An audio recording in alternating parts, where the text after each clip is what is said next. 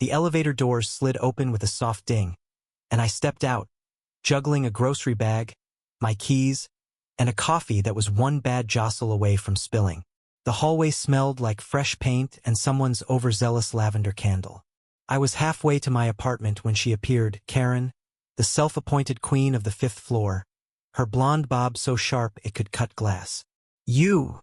she barked, her voice slicing through the quiet like a siren. "You're tracking dirt in again.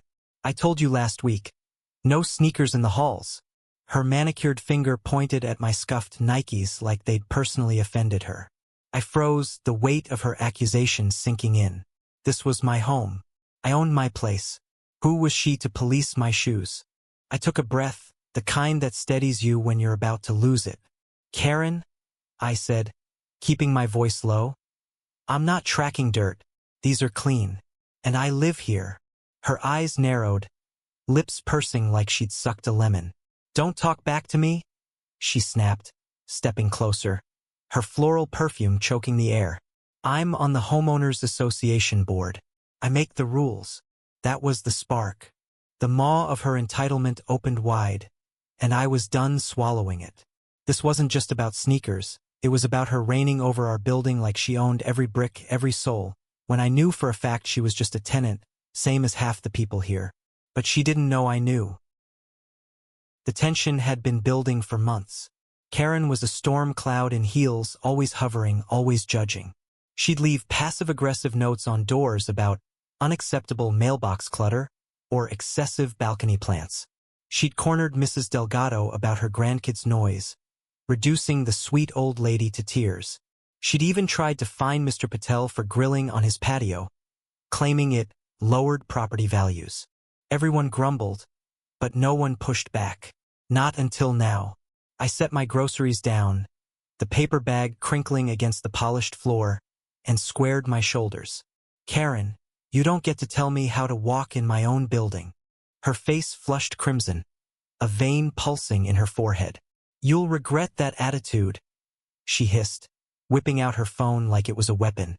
"I'm reporting you to the board. You'll be fined, and I'll make sure of it."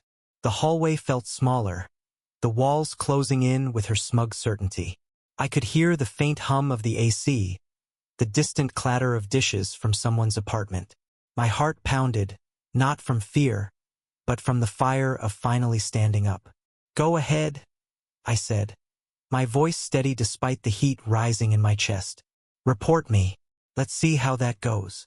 The next morning, the building's group chat exploded. Karen had posted a manifesto about disrespectful residents and maintaining standards, clearly aimed at me. My phone buzzed nonstop, the screen glowing with notifications. Most were eye rolls and memes from neighbors who'd had their own run-ins with her. But one message stopped me cold. A DM from Leo, the quiet guy in 5C who always seemed to know more than he let on. "Check the Homeowners Association records," he wrote. "She's not on the board. She's not even an owner." My breath caught, a slow grin spreading across my face. Leo, the unassuming IT guy who kept to himself, had just handed me a grenade. I spent the day digging. The Homeowners Association records were public to owners, and a quick email to the management company confirmed it. Karen wasn't on the board. She wasn't even a homeowner. She'd been renting 5A for 2 years, spinning lies to lord over us. The audacity hit like a punch. She'd been bullying everyone, hiding behind a title she didn't have, banking on our silence. I sat back in my chair, the faint scent of my morning coffee lingering, and felt a surge of something dangerous.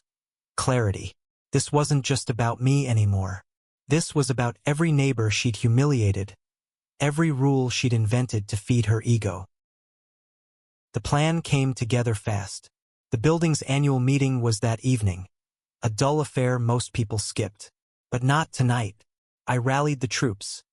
Mrs. Delgado, Mr. Patel, even Leo, who rarely left his apartment. By 7 p.m., the community room was packed, the air thick with anticipation and the faint smell of cheap coffee from the urn in the corner. Karen strutted in, oblivious, her heels clicking like a countdown. She took her usual spot at the front, acting like she ran the show. The Real board president, a tired-looking guy named Tom, cleared his throat and started the meeting. I waited, my pulse thrumming, until he opened the floor for comments. I stood, my chair scraping against the linoleum. Every eye turned to me, and I felt the weight of their stares. The collective held breath. "I have a question," I said, my voice cutting through the room's hum. "Karen, you've been telling everyone you're on the Homeowners Association board. Care to explain why the records say you're just a tenant?" The room went silent, the kind of quiet that feels like it could shatter glass. Karen's face froze, her mouth opening and closing like a fish gasping for air. A low murmur rippled through the crowd, growing louder, angrier, as neighbors connected the dots. I don't know what you're talking about," she stammered, her voice high and brittle, but I was ready. I held up my phone, the email from the management company glowing on the screen. "This says you're not on the board. Never have been. You've been lying to all of us." The murmurs turned to gasps, then shouts. Mrs. Delgado stood, her voice trembling but fierce. "You made me feel like a criminal for my grandkids' laughter." Mr. Patel joined in, his fists clenched. "You tried to fine me for cooking my family's food." The room erupted, a chorus of grievances spilling out like a dam breaking. Karen's face crumpled, her authority dissolving like sugar in rain. She tried to speak, but the noise drowned her out. Tom banged his gavel, calling for order, but it was too late. The truth was a wildfire, and she was caught in its path. Then, Leo stood, his quiet voice somehow carrying over the chaos. "I checked the security logs," he said, adjusting his glasses. "Karen's been using the board's email to send threats, pretending she had power. That's fraud." The word landed like a hammer. Fraud. The room went quiet again, the weight of it sinking in. Karen's eyes darted to the door, but there was no escape. Tom took over, his face grim. "We'll be investigating this. Karen, you'll need to answer for these actions." She stood there, trembling, her empire of lies collapsing around her. I expected to feel triumph, but instead, there was a pang of something else, pity maybe, for someone so desperate to control others she'd built her world on a lie. But the pity passed. She'd terrorized us for too long. As she fled the room, her heels echoing in the stunned silence, I caught Mrs. Delgado's eye. She gave me a small, grateful nod, her shoulders lifting like a weight had been removed. The meeting ended in a blur of plans. New rules to prevent this. A push for transparency. But what stuck with me was the feeling in the room. The way we'd all stood together, not just against Karen, but for each other. I walked back to my apartment, the hallway still smelling of lavender and paint, and let out a long, shaky breath. The fight wasn't just about exposing a lie. It was about reclaiming our home, our voices. Karen thought she could rule us with fear, but she forgot one thing. Truth doesn't bend to bullies. And neither do we.